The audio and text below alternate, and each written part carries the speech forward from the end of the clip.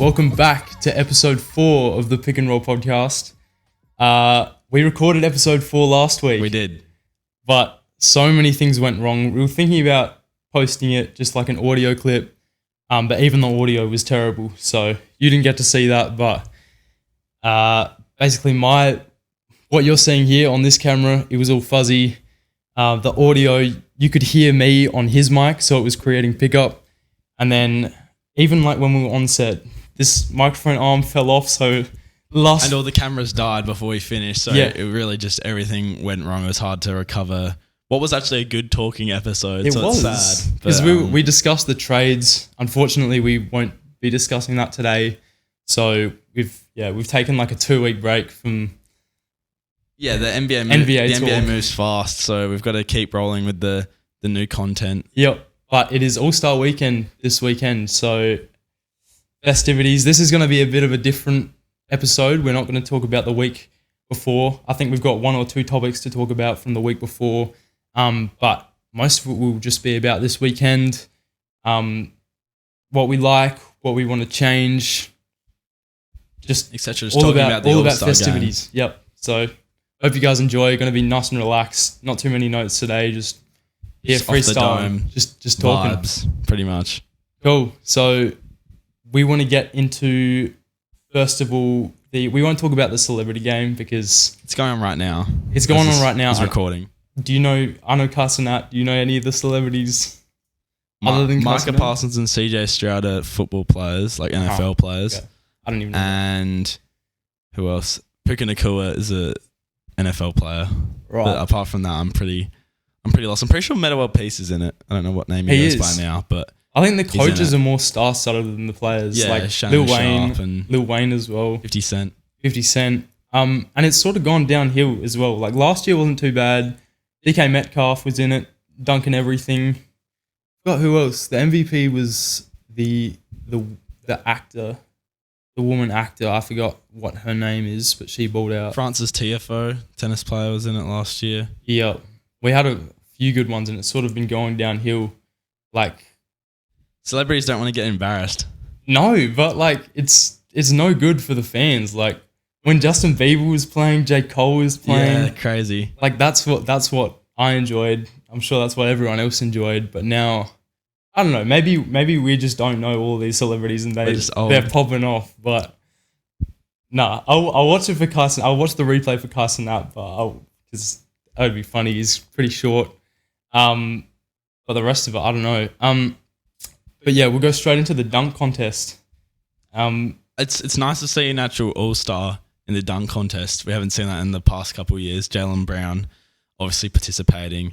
So it's nice to see a switch up from, no offense to any of the other players who have participated in recent years, but your Jericho Sims, Anthony Simons, no offense. Back then he wasn't as good a player as he is now. Mm-hmm. So it's really been a while since the dunk contest has been quote unquote star-studded, and it's not star-studded this year, but it does have some notable players, and I think it'll be an interesting contest. Yeah, Jaylen Brown. I think it's what all the fans want. They want a star-studded contest, like you said.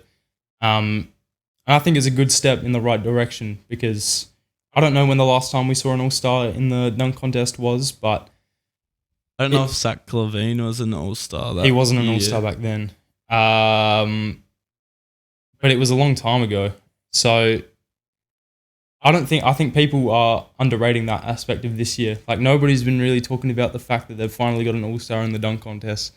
But I think it's big for the NBA, and hopefully he can lead by example and we can get some more all-stars into the dunk I saw him contest. practicing on, I think it was TikTok, and Really? he looked like he's going to bring out some crazy dunks, some E-Space perhaps. Really? Type vibes.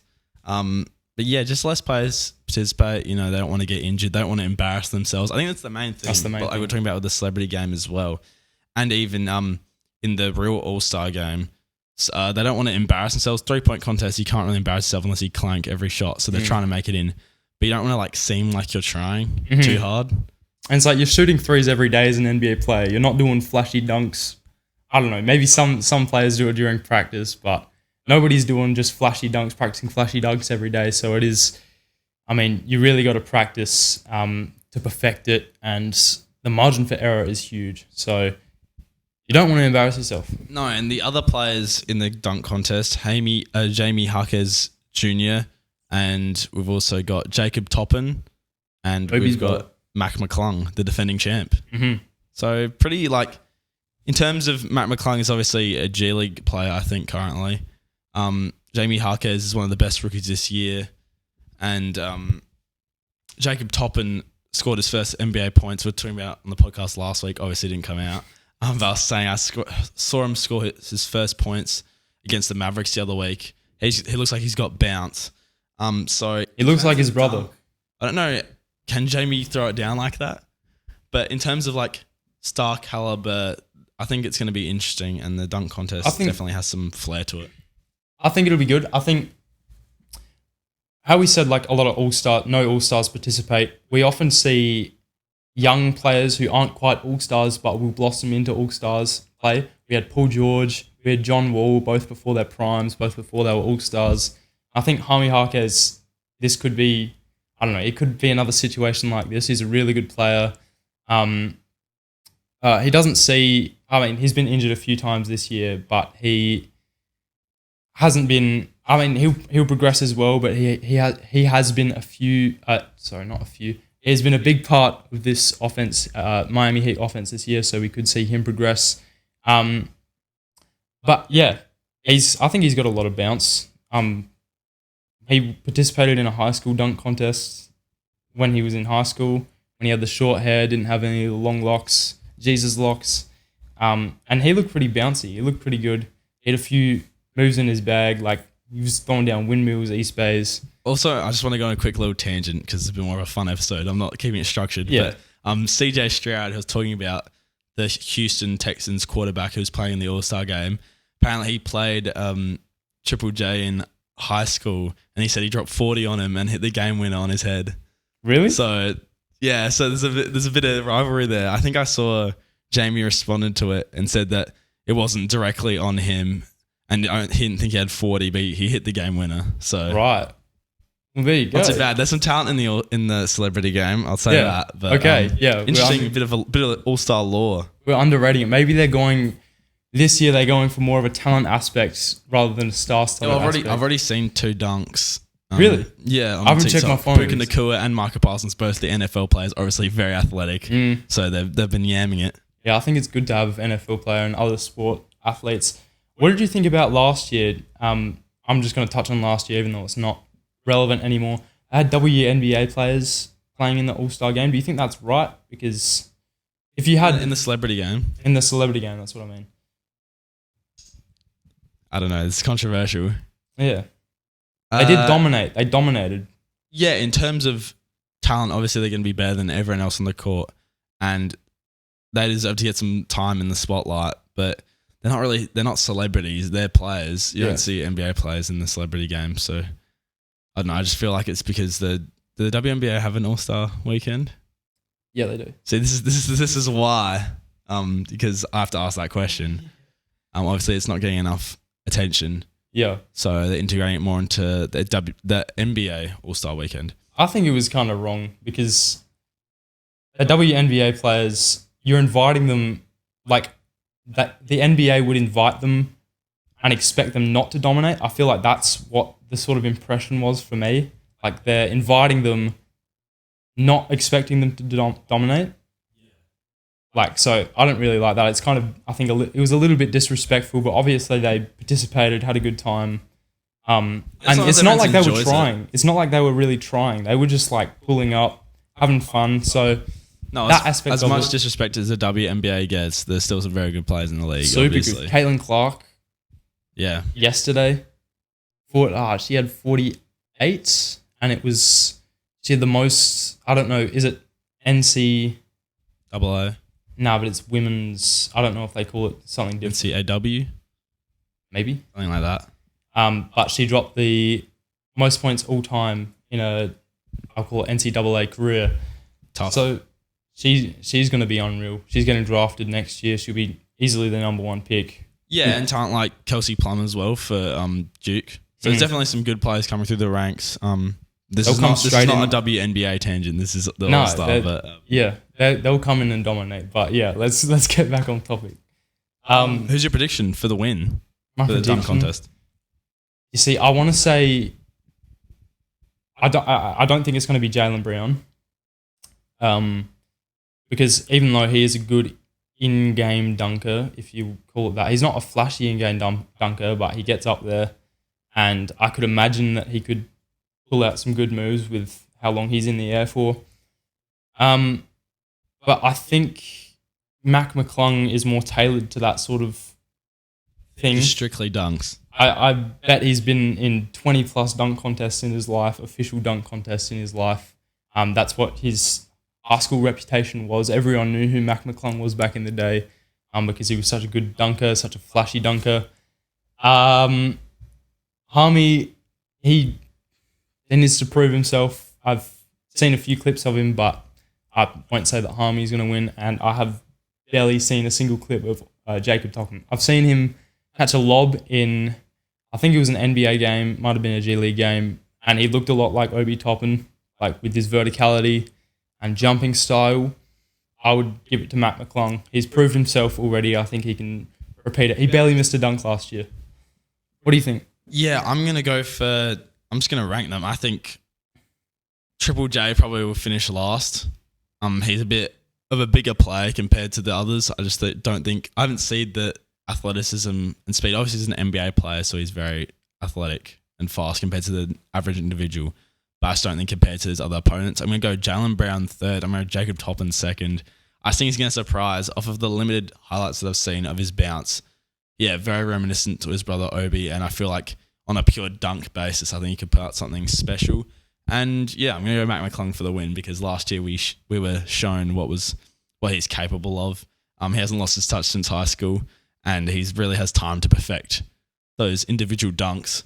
So I think he's just going to put out some crazy ones. It'd just be interesting to see what creativity he brings, not trying to repeat the same dunks that he did last year to keep it fresh. Mm-hmm. Yeah, I think that's always the hard thing, bringing out new dunks that no one's ever seen before. I see it more often now, like on TikTok. I see a lot of people, they're like professional dunkers. I don't know what they do as a day job, but they spend a lot of time dunking. How do they get paid for that? Maybe they get paid for winning contests or something. I don't know. But yeah, you see some new dunks every day. So hopefully they can reach into their bag, get inspiration from somewhere. I feel like, I don't know. I hope that we see something different, something new. Yeah, and before we go into any other predictions, I've got a little game for you. Ooh, let's go. Game alert. And it's, can you name the top 10 highest scorers in dunk contests? So the most 50s that a player has scored, the top 10. Can you name them all? That. Okay. So who do you have? I got Aaron Gordon. That's number one with 50 point dunks. Zach LaVine, 2 dunk contests, scored 50s across the board. He's number 2 with 7, just one below. So I'm going top 5? Top 10. Top 10? Because you should be able to get a lot of A these. few, yeah. Dunk contest. Who's been in a lot of dunk contests? Michael Jordan. He's third. Kobe Bryant. Not there. Not there. No, not the amount of 50s. Who else? Mac McClung? He is in at the 10 with 3. One dunk contest. Equal 10. Okay, equal 10. Equal. There's a couple down with 3 near the bottom. But he's one of them. 3. Okay, so I've got 4 so far. Yes. You've got 1, 2, 3, and 10. So you're missing the middle. Okay. I'm surprised Kobe's not on there, but I'm gonna say who was really balling. I'd go. I think best dunkers all time. Yeah. Let's go with mind blank. Doesn't have one of his fingers. Cupcake dunk. This is embarrassing. Who are you going to put? Gerald Green. Gerald Green is not on there. Really? No. Who's been in a lot of dunk contests? Glenn Robinson III. Glenn Robinson III is not there. Not in there. Raymond Felton is not on the Not list. in there. Victor Oladipo. He's been in a few. No. Who's one? Do you need any hints? I do need a hint. Superman is in the Oh, building. okay. Dwight Howard. There we go. He's number 6. With Number 4. 6.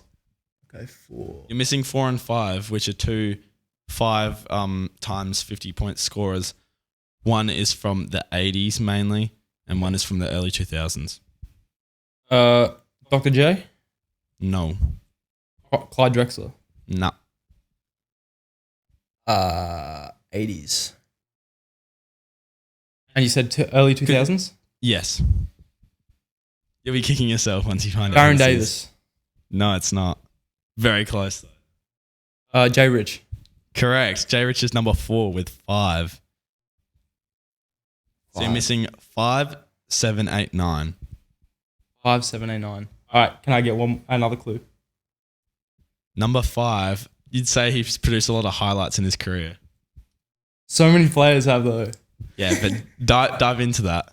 So this guy isn't a great all-time player, but he's got some great He's a great highlights. all-time player. Okay. Great all-time player, 80s. I'd have him in the 50 to 40 range of my top 50.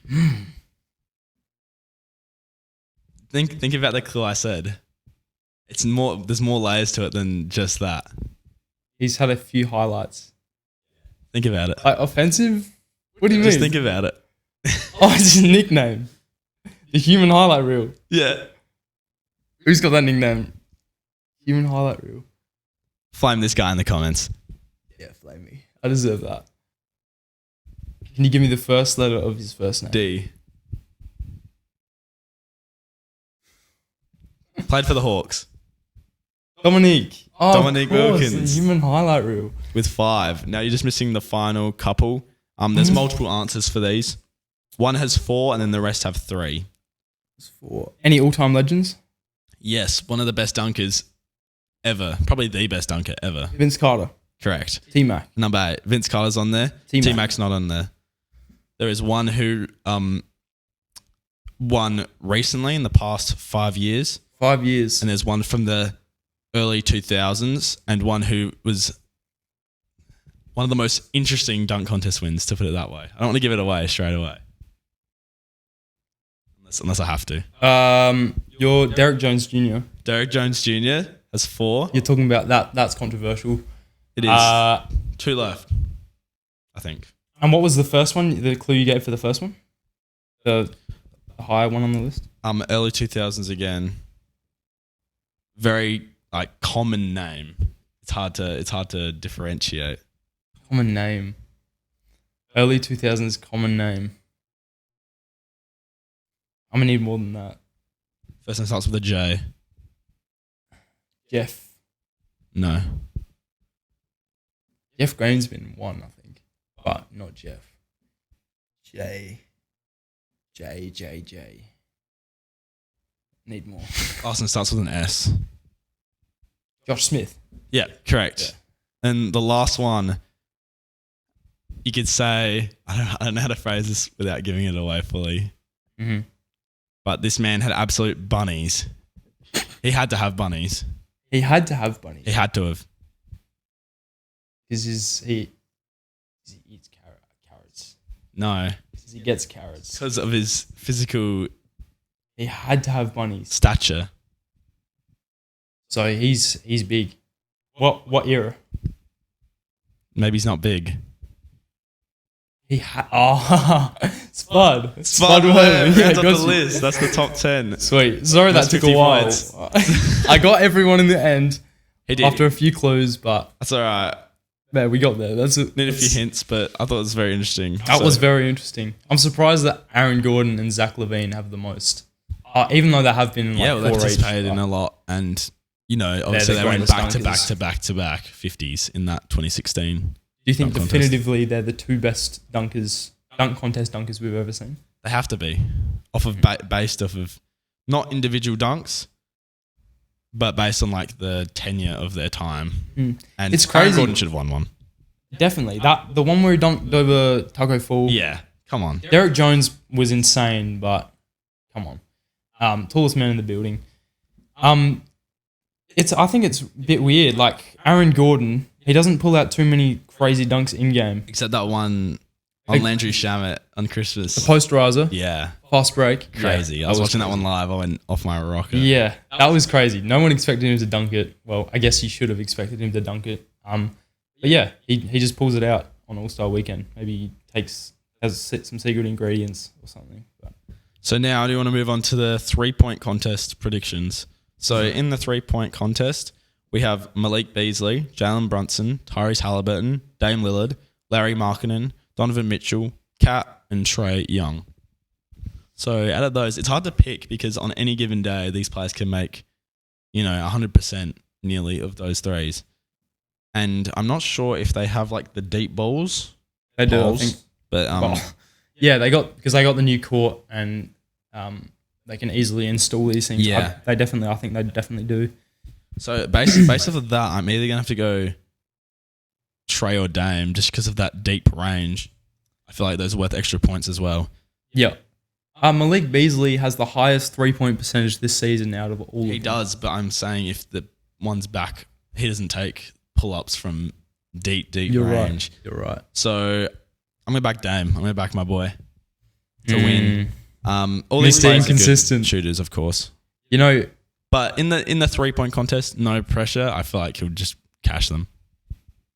Can you guess who has the worst 3-point percentage out of every single player on the list? Is it Lowry? I know he's a good. I know obviously they're all good shooters. Is it Dame this year? Yeah, It's surprising. yeah. No, I back what you're saying. Less pressure, no one defending him, less attention. Deep range. I feel like he'll pick Deep up those range. extra points. Because there's two of them. I think Dame would be bound to hit one. And he's got the best odds on Sportsbet. So I agree. Damian Lillard But again, is... anything can happen there. Yeah. I'm going to pick someone different to you, though, because I don't want to be boring. I think Dame is a really good shot. But for me, it's either between Trae Young and Tyrese Halliburton. Tyrese Halliburton, I was talking about this with someone else earlier. I think his jump shot is too slow for the 3-point contest. Whether he gets all of the shots off in time, who knows? Maybe he Who can else pick you it talk up. to about basketball? I thought it was just me. I'm sorry, bro. I'm sorry. He knows who he is.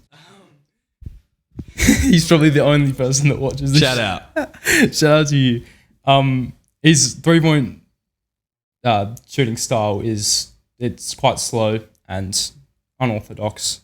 So I'm going to pick Trae Young to win this one. He's Nice. quick, and he can pull from the logo. So Yeah, very fast shooting motion. Yeah, I can definitely see that happening.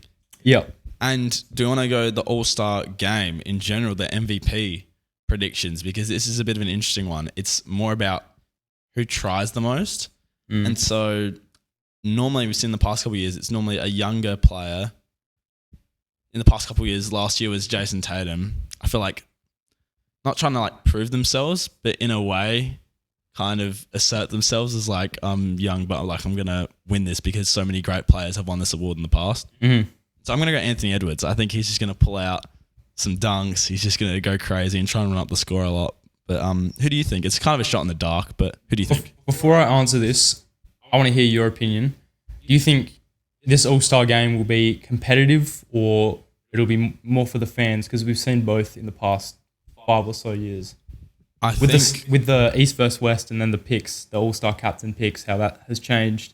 I feel like it's going to be less competitive because along with like the court, I feel like that's more entertainment based. It's less, I don't know, it kind of takes away a bit in my eyes. Like it's kind of like that's not a gimmick, but kind of is Mm-hmm. in the fact that it's not more about the individual game. And obviously with the picks, you could go like, oh, this player picked me. Why didn't this guy pick me? Like we're going to go head to head. And we've seen former teammates get picked on opposite sides. I feel like there's a bit more fire in those situations than there are with just East versus West.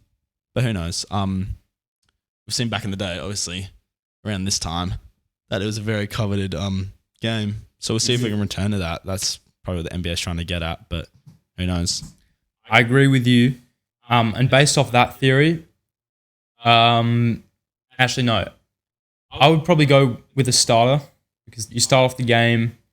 it's less competitive true. at the It's not start harder. because everyone's in for the highlights at the start. It's only towards the end when it gets really competitive, if it gets competitive. So I would prefer to go with the starter.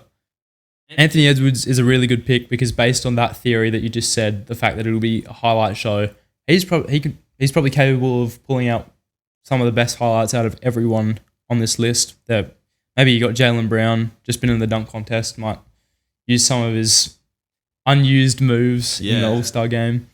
Donovan Mitchell also has that sort of highlight factor, but I think I'm going to go with Giannis because he can score in bunches. He's going to be a lob threat. That's a huge thing in the All-Star game. A lot of lobs.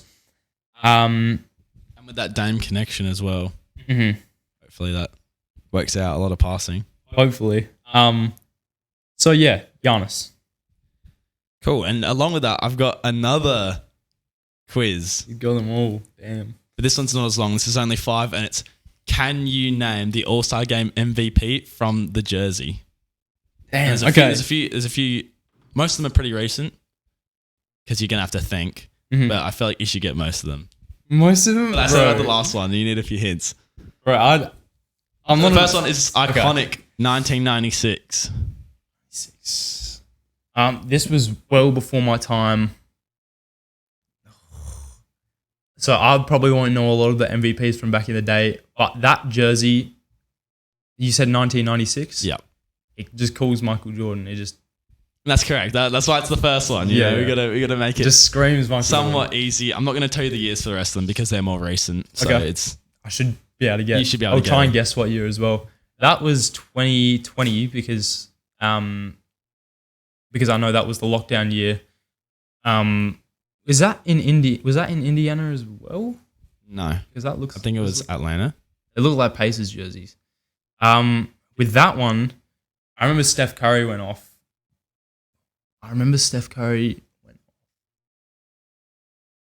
But that was not the year he was doing all those turnaround threes. Giannis.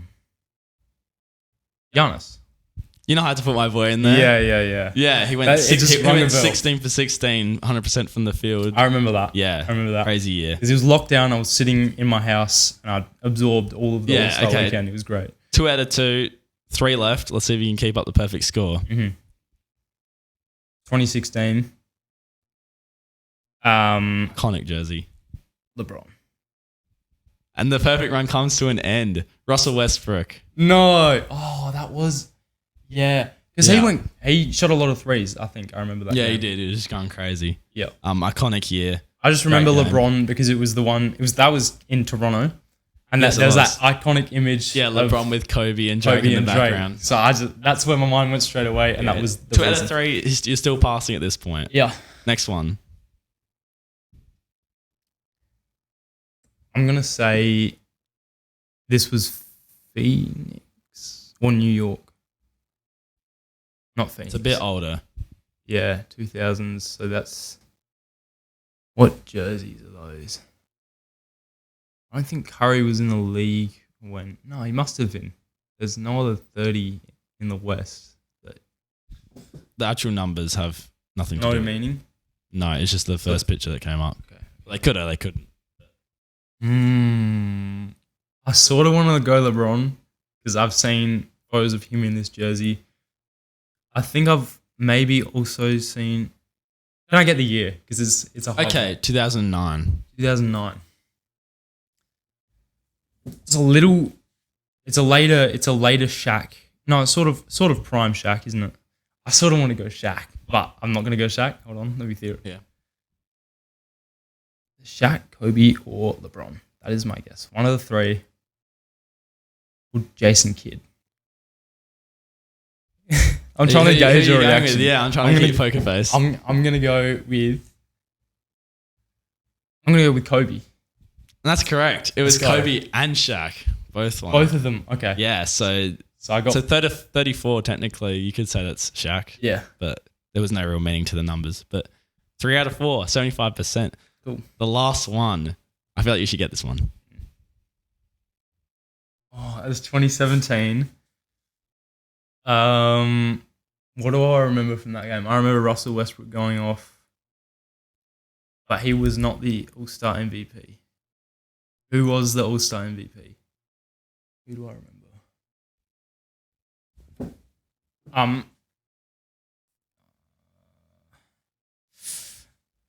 So tough. I should get half a point for the year 2017 because I'm not going to get the right player. Do not give him half a point. I'm going to go 2017. Steph went off. I'm going to go Steph. It was Anthony Davis. You're talking about him before. I thought it was fresh in your mind, so I thought you were going to get that one. No. But 3 out of 5, that's a passing grade. I'd say that's an over success. So AD's a 2-time All-Star MVP. Crazy. Yeah. He went off. I think, was that in New Orleans, 2017? Yeah. That's why. That was New Orleans. Yeah, that's why I thought you were going to connect the dots. But Damn. All right. it's all right. 3 out of 5, and that's 3 out of that's my 5, game it's set. above 50%. I'm doing better than the Brooklyn Nets. Nice. That's an accomplishment. Nice. Yeah. Dallas Mavericks. Yeah, Dallas Mavericks are above 50. Yeah, they are. Just trying to go. Yeah, that's all my games Nice. I like that for one. this week. It was a lot of fun. Do you want to go into like some more questions about the All-Star game? Like the first one I had written down was, does the All-Star game need to go positionless? What are your thoughts on this one?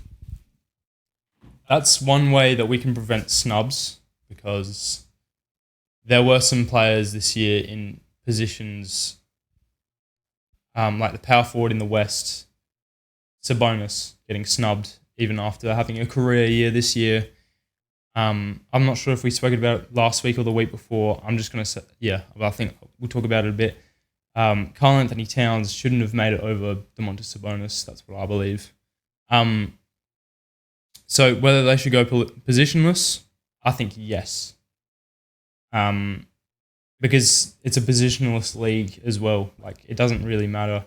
And we've seen it with the all NBA selections, and that's going to improve the all NBA teams because we're going to see the true best players in the league. And I think it'll do the same thing for the All-Star game. We'll see the true best players in the league. Yeah, you see point centers, point forwards. It doesn't really matter the position you play. I feel like it should just be the best players because you get snubs every year.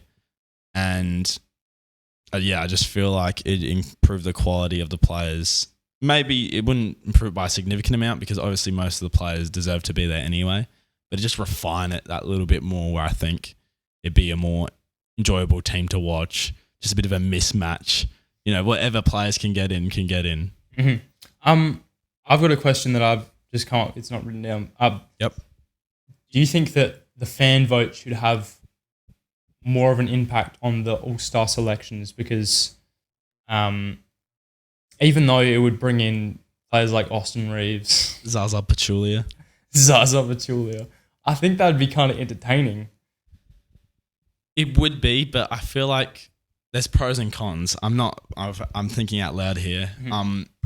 Pros, you get the players that the fans want to see. You can get some funny players in there. I think it'll keep it entertaining. Cons is that All-Star selections are used to determine a player's career. They are mentioned there. So I feel like if players get snubbed just for the reason of entertainment, that's a drawback. Because I know the All-Star game is about entertainment as a whole. But I feel like it would take away from certain players just because fans voted Zaza Pachulia in Greg Monroe. No. And also, I had another point, but I've forgotten it now.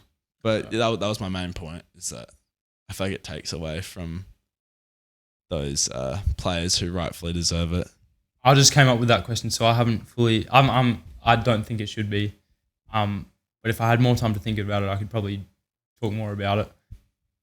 Ooh, me. Pick me. What? No, I remember what I was going to say.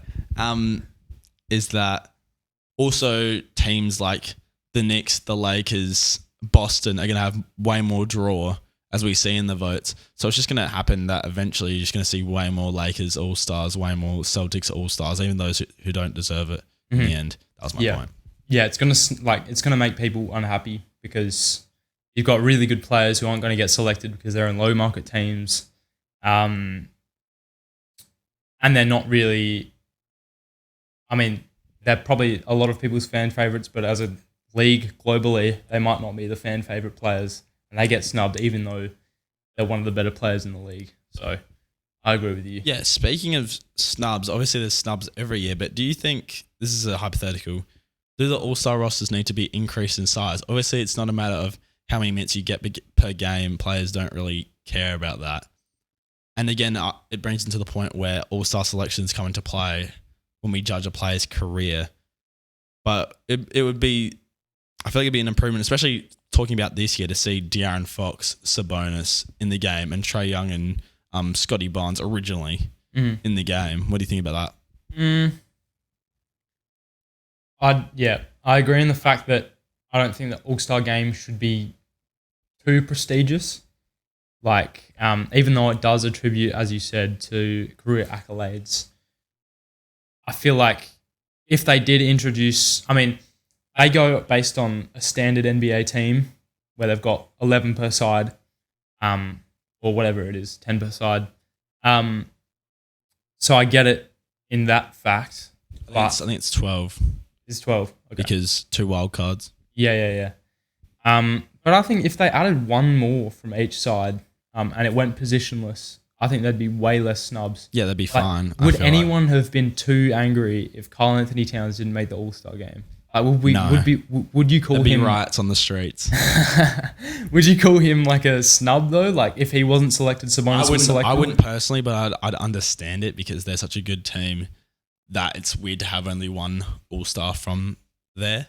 Yeah. But I feel like all in all, most people know that he's not above the season that De'Aaron, and especially Sabonis, is having. Yeah. So I think if they open one more spot, went positionless, I think we'd have a lot more people happy. Even though the one con to that is minutes distribution, because they try and make it as equal as possible. You're just going to have less people, more people playing less minutes, which I don't know how much they care about it. You said that they probably don't care, but I don't know. I feel like people love having their time in the spotlight, and it's what you work for as well as an NBA player to be in games such as that. So you really want to show off everything that you got. So if they added one more position, I would not, like one more spot on the team, each team, I wouldn't be mad at all. Yeah, fair enough. Your thoughts? Yeah, I agree that I don't think it'd impact that much towards it be an issue of over judging players' careers or the quality of All-Star selections. And I feel like, less snubs, more of people's favourite players in the game. Mm-hmm. The bench players will probably get slightly less minutes, but I feel like in overall it'd add more entertainment value.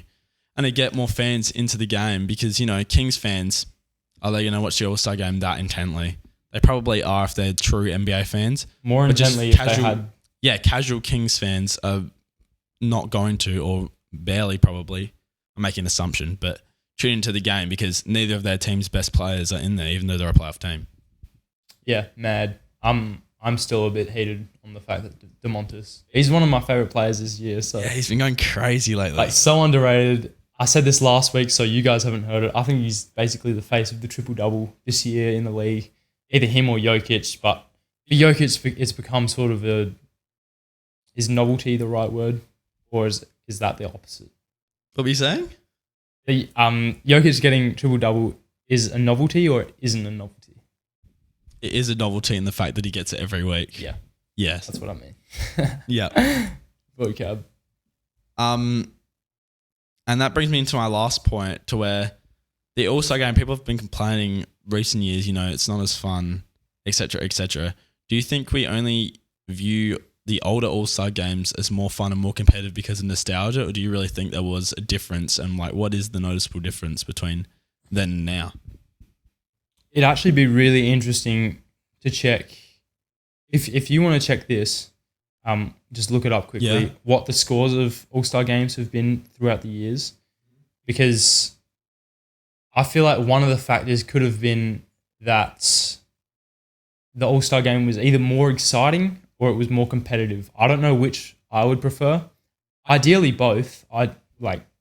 Great to watch and super competitive, lots of highlights. But I feel like it has something to do with that. I don't think it's got too much to do with nostalgia. I don't know whether... maybe it is. Yeah, Maybe there's some close games in here.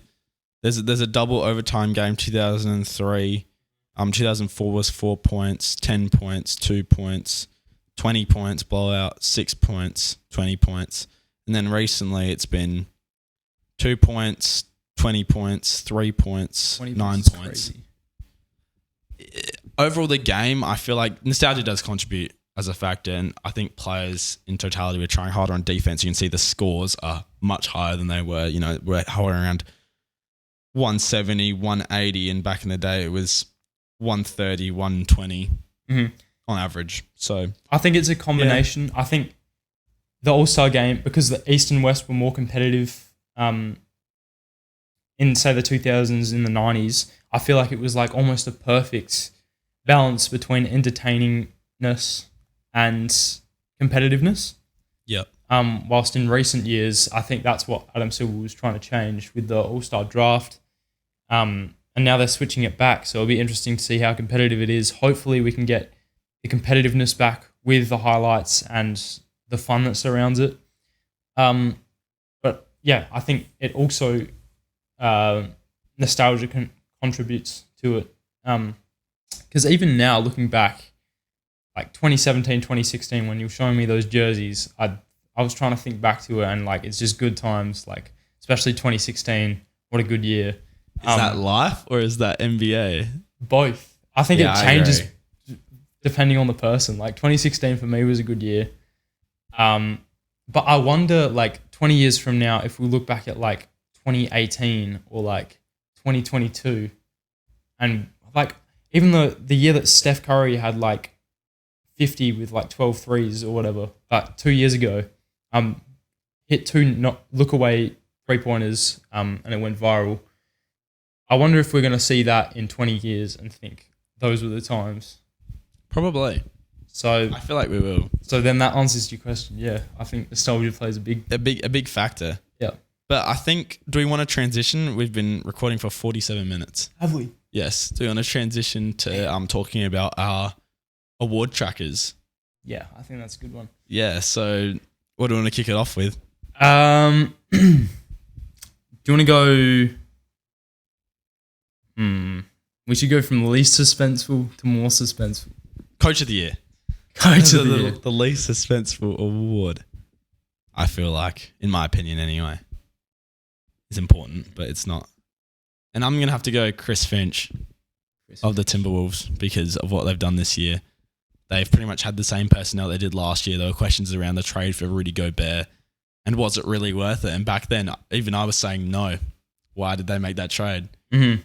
But it's really turned out well. They're the best defense in the NBA, and I feel like Chris Finch has really turned it around and turned them into a winning basketball franchise. So he's my pick. I don't know how to pronounce the Thunder's coach. It's Mark. I'm gonna call him Mark. Yeah. I think it's Mark because sorry, I touched your foot.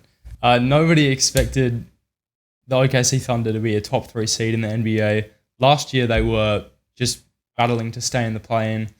And this year they're head over heels, one of the best teams, definitely one of the competitors. And their offense is unstoppable at times because you've got so many kick-out options. You've got such a dangerous defender. You've got Shea organising the offense. I definitely want to watch more Thunder games because I've heard so much about it. And the fact that people think it's going to be unstoppable in the playoffs, and that is due to Mark. It is. I really want to learn it's this lesson. Dagnall. Dagnall, yeah. Yeah, that sounds right. Dagnall sounds alright. I was going to say Dagnault, but that doesn't sound quite right. But yeah, I'm going to go him. Chris Finch is a great option, and I think it's going to be very close between the two of them. I feel like it's pretty much between those two. Yeah. So next, you want to go clutch player of the year because of relatively new award. I feel like there's not much suspense to that one, and I feel like it's really, for me, I think it's Steph Curry. Wardell, yeah, I was about to say. Yeah, he at the start of the year, I think Dame had the highest odds because he's generally clutch, and he has been clutch in moments. Obviously, that overtime win against the Kings, that game winner. But I think Steph, as a player who's judged by some as not clutch, has really stepped up and hit a lot of late daggers, even in games they didn't win in the end. He has been clutch time after time in a season where the Warriors aren't winning. So he's really scraping them through to get some wins here, and I feel like he deserves it wholeheartedly. Yeah, I got some stats here. He's scored 35 more clutch points than any other player in the league this year. He shot better than 50% on clutch shots this year, 50%. We're talking about three-pointers, pretty much all of them being three-pointers. He had 8 buckets, tied for second most, to tie or take the lead in the final minutes of the fourth quarter of overtime, which is a lot. Yeah, that's crazy. And as you said, for a player that has not been considered clutch for most of his career, except for that OKC shot in the playoffs, that was probably one of the clutchest moments ever. He's having an outstanding year in terms of clutch shooting. So I think he's the easy pick, and I don't know if that's going to change. No, I feel like that's a no-brainer. So we both agree on that one. And then next, we want to go the sixth man of the year. Mm-hmm. And my pick is going to have to be Tim Hardaway for the Mavs. Timmy. He's just been crazy. We've seen when Kyrie has gone out, he's really stepped in to fill that role. But when he's come off the bench, he's really... I know the changes that they made, we'll get into it more later. On the defensive end, what is helping them through this stretch of winning games. But he is so solid at their foundation, off their bench, leads that second unit, and I feel like he's a big part of why they win games in the end. Mm-hmm. I think he's the front runner at the moment. I think it's Bogey and Malik. Malik Monk. Malik could be a good pick as well. I think he's a really good pick, but I'm not sure what the Knicks are going to do with Bogey for the rest of the year, whether he'll start more games or not. But his production off the Pistons bench was amazing. So I'm going to go him because he was pretty much the best scorer on the team and he was coming off the bench. Enough. So I'm going to go Bogey. Nice. And next, do you want to go MIP, Most Improved Player? And I wanted to talk about this. This has been on the notes for how many weeks since we first started the podcast? Kobe White. Kobe White. I've been wanting to talk about this. It's always on the additional segments on our notes, and we have never gotten to it. So I want to give some props to Kobe White. I think he's gone from 8 or 9 points to 16 plus. I don't know what he's averaging. I have the stats right in front of me. But he's really stepped up into that starting point guard role with Lonzo being out, obviously. And he's just gone crazy. The Bulls they're a mediocre team, but he's led them to some good wins. And I feel like he really deserves the props. There's other players like, you probably know, Tyrese Maxey has really stepped up this year. And I don't know if that's going to be your pick, but yeah, I feel like Kobe White has really stepped into his own as a player and definitely deserves some props and some kudos. Yeah, Kobe White's been insane, and I think he's the bright spot that the Bulls need, even though they're probably in the most mediocre situation out of any team in the NBA. But for me, no suspense really. I'm going to go with Tyrese Maxey because he's gone from 20 points per game to... It's classic from you. Oh, mate. No. From 20 points... He deserves to be there. Yeah. He's increased 6 points per game. He's become a better playmaker next to Joel Embiid, almost doubling his assist stats. I don't know what the odds are. Are you looking at the odds? I don't know what the odds are. I do have the odds here. So it's with my heart. Maxey's first with negative 250, so he's clearly the favorite. Alperen Şengün. True, yep. He's a great candidate. He was almost a snub for All-Star. I wouldn't say he's a snub, but he definitely is an All-Star caliber player. And then third is your guy, Kobe White. So it's kind of... it's tight between everyone else except for Tyrese Maxey, but you never know what kind of year, last quarter of the year, all these players will have. And with Joel probably not coming back this year, I'd like to see Maxey improve even more, but and differentiate himself from the rest of the group. But yeah, I think he is my pick, and he's an all-star this year. So, and DPOY, I think the clear favourite and who I'm going to have to go with is Rudy Gobert. He's anchoring the best defense in the NBA with the Timberwolves. And obviously we've seen him win 3 DPOYs. He's going to win his 4th, and that's up there with the best players ever. and he's not as people don't give him his props because people don't like him, and I don't know. Offensively, he's so much of a non-factor most nights. But on the defensive end, you can just see his impact. Players, who was I watching playing the Timberwolves the other day? I can't remember, but I think it might have been OKC. But Shea or someone, maybe it was Knicks, whatever. Anyway, the point is that the guards were driving and then they were stepping back into hard one-legged fadeaways because Rudy was in the paint and they were probably going to get blocked and they didn't want to even try to go in there. So it just shows the impact. So Rudy Gobert has anchored the best defense by far in the NBA this year. I think he's the clear favorite. I think AD, Chet, and even Wemby with his. I was going to ask blocks. you about that. What do you think of Wemby? He's leading the league in blocks as a rookie. Do you think his steals per game backs up enough of a case for him to? I don't think so. I think he's averaging 1.1 steals per game currently. And I just don't think that's a high enough caliber, or his team's not defensively good enough to make that case. So I still think Gobert's the clear favourite. What do you think? I think as an intimidating presence, I think Wemby is the favourite in terms of that. We saw the other day, I forgot who it was exactly. It was the game where Wemby had 10 blocks, which we might get into. Oh, no, we won't get into, but that was a crazy game. Yeah. 10 blocks. I'll just say it's crazy because this is All-Star episode. But yeah. That's pretty much the only thing that happened this week. Yeah. Not a lot of parity, but basically someone was on a fast break and being trailed by Wemby. Wemby didn't even go up for the block, but the guy was obviously stressed out. I forgot who it was. And he airballed a fast break. Dick. It was Grady Dick. Grady Dick, yeah. He airballed a fast break layup. Airballed. Crazy. As an Top NBA 10 player. pick. But as a rookie playing under that sort of pressure, he hasn't played a whole lot of games this season. No, but I understand then he that. swatted and fell over. Yeah. No, Wemby's 10th block of the game. Wemby as a defensive presence is probably my pick. Not my pick, but like very underrated. But I would also go with Gobert for the exact same reasons. Not a whole lot of debate. I think Chet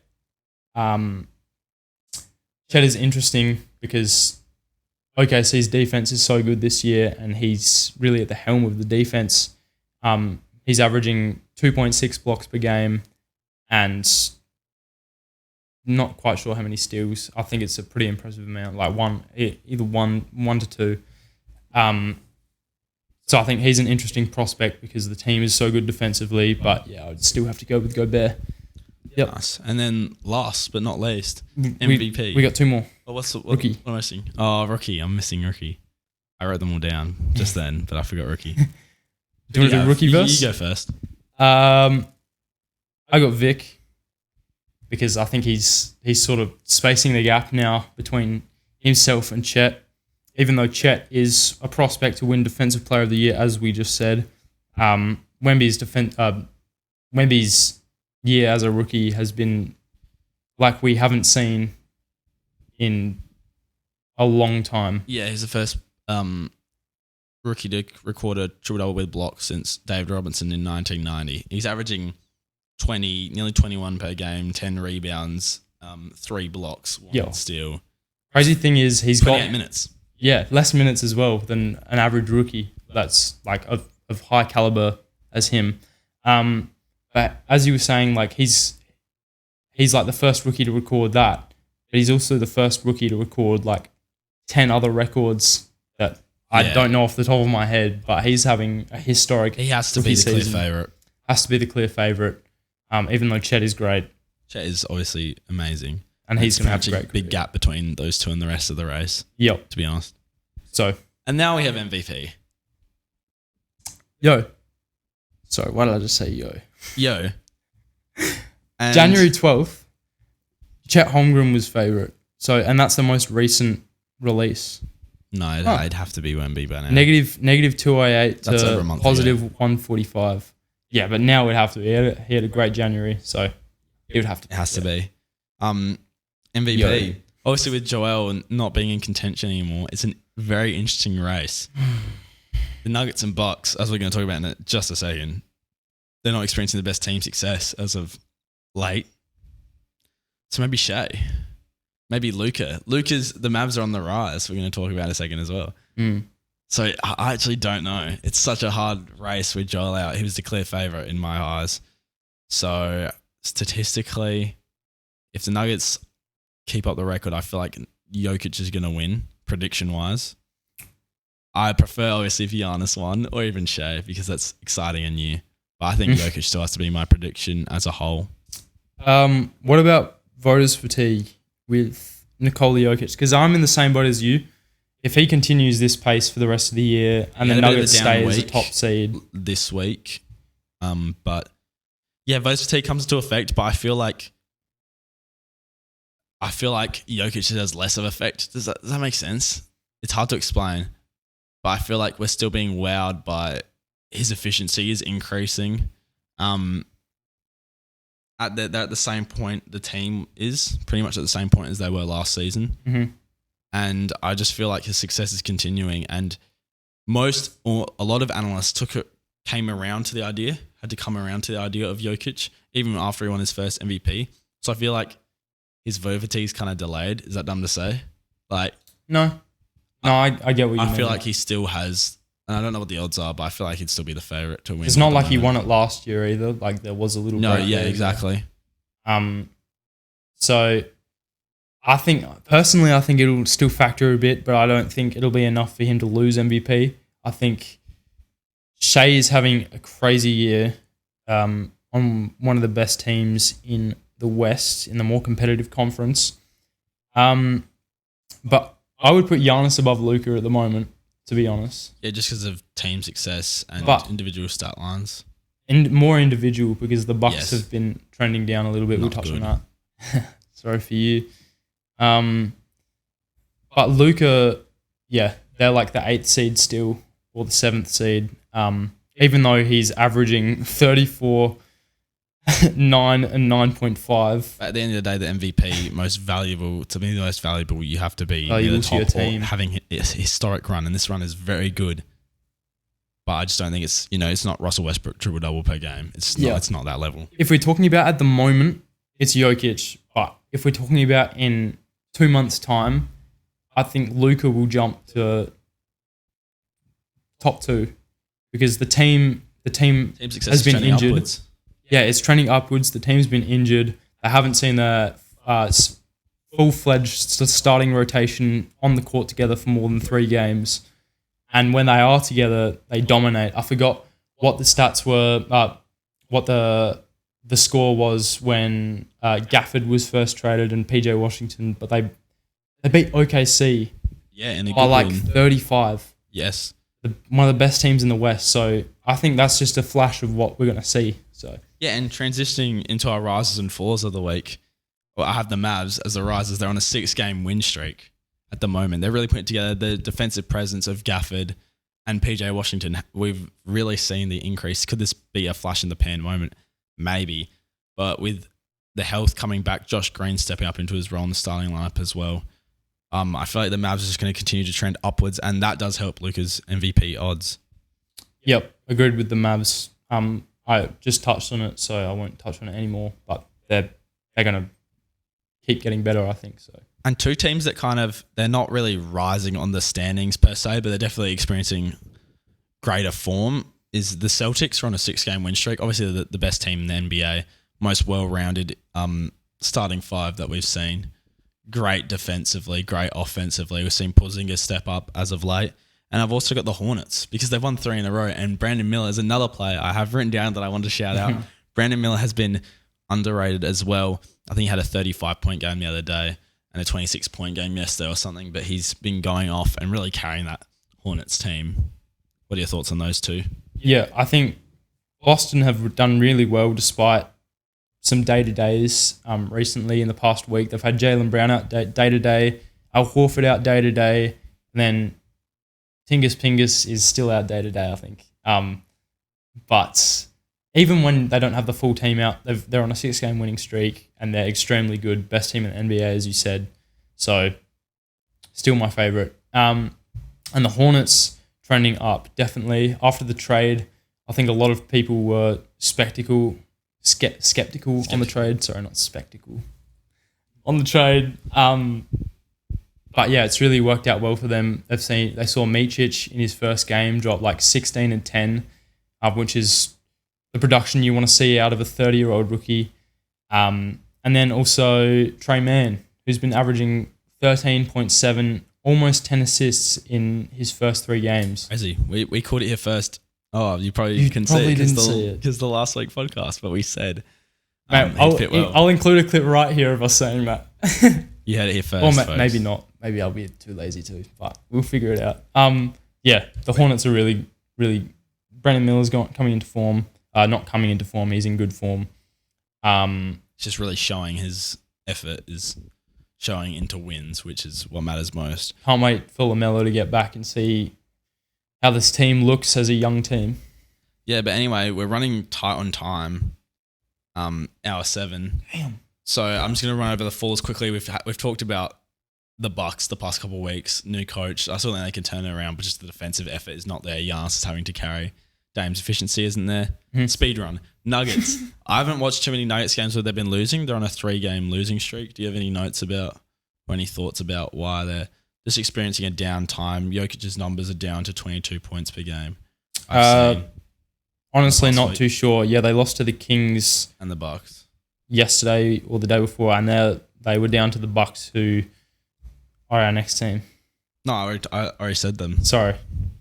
Also a faller. They lost to the Bucks, who are in so that's embarrassing. Pretty bad form. So, and then I've also got the Jazz, who are on a 4-game losing streak because we saw what they were capable of, and they've kind of taken a step back. But this is like a round where people thought they were going to be at the start of the year anyway. So I'm not too. If I'm a Jazz fan, I'm taking this as an ebb and flow of the game. But exactly, I think we thought this would happen. They'll be back after All-Star weekend, back in form. Injuries, trades, finding the mix. Finding the mix. I think they're worse off after the trade period. Got honestly, rid of Olynyk. Yeah, got rid of what's his name to the Pistons. Fontecchio. So I think they're worse off, but I think they're still a playoff team, in my opinion, play-in playoff. So ebbs and flows, as you said. Nice. And that wraps up a quick segment because we're running low on time. Touched on everything, but just didn't explain. Last thing today, team of the week. Yeah. And I prepared notes again like I didn't last week, which you guys wouldn't have seen anyway. But normally I have notes. Yeah. But I can't remember who has the first pick. You can have I'll have the first pick? Yeah. Okay. And my point guard, I'm taking SGA because we've taken him at the point guard a couple of times now. So I feel like that's acceptable. The Thunder finding form again. SGA going crazy, doing SGA things, averaging about 30 points per game. What more can I say? SGA at the point. Cool. My point guard? I'm going to go. This guy doesn't have notes. No, of course I got notes, bro. I'm going Luka. Yeah, because that was he was on my notes. He's averaged pretty much 30 points in his last few games, 10 assists, 10 rebounds, averaging a triple-double over the last week. So, yeah. Nice. Who are you going with for your 2? I've got it right here.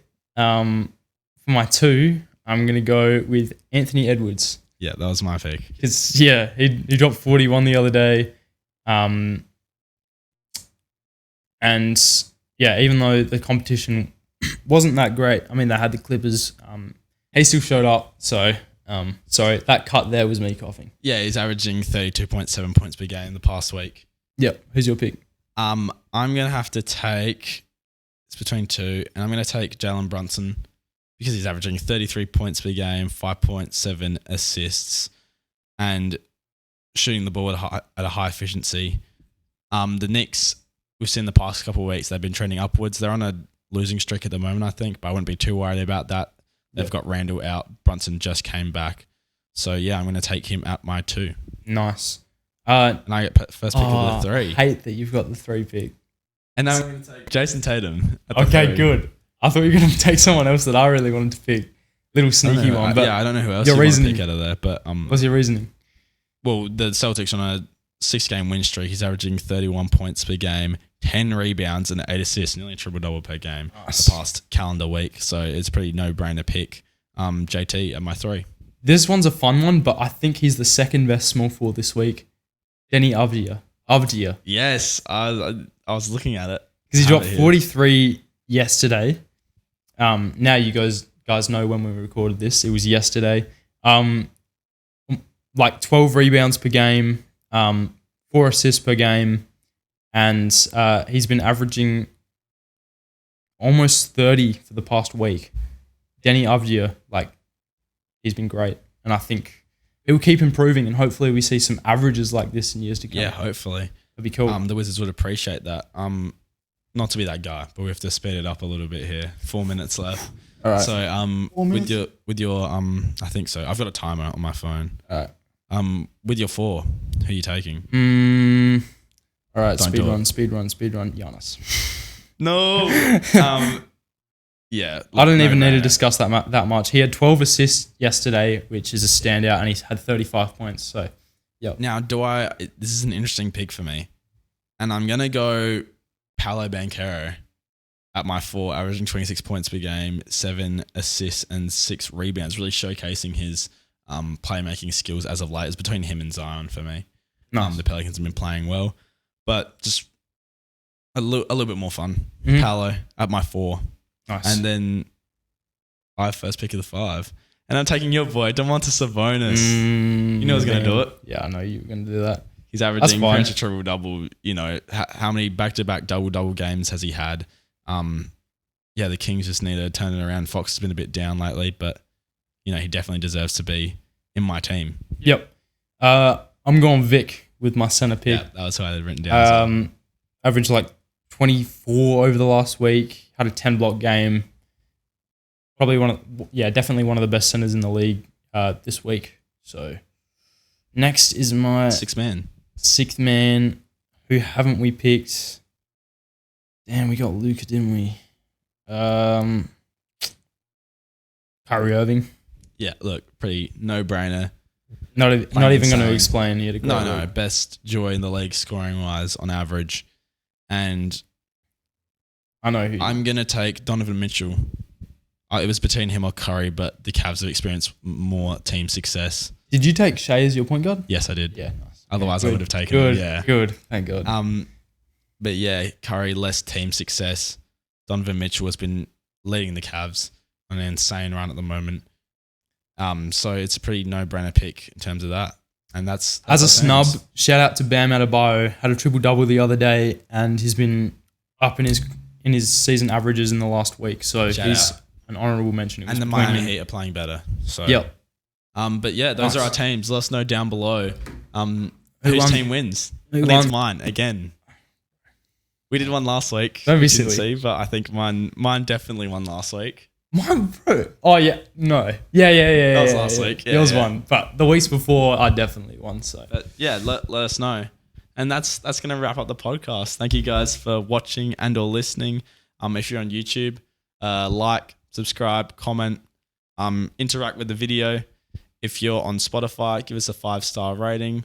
And can you add comments on Spotify? I'm not even sure. yeah, I think you can. I think you can, but let us know We'll, what you we'll guys put a thought. poll in Spotify as well for the team of the week. Who are the better team of the week? All you got to do is click on our name. Yeah, in the it's- poll. We'll make it really easy. Yep. Yeah, we're on the up. Back to consistency now. We'll try and get some TikToks, some short form content for you guys. Yo, Yeah, hope you enjoyed. See you guys later. peace. Peace.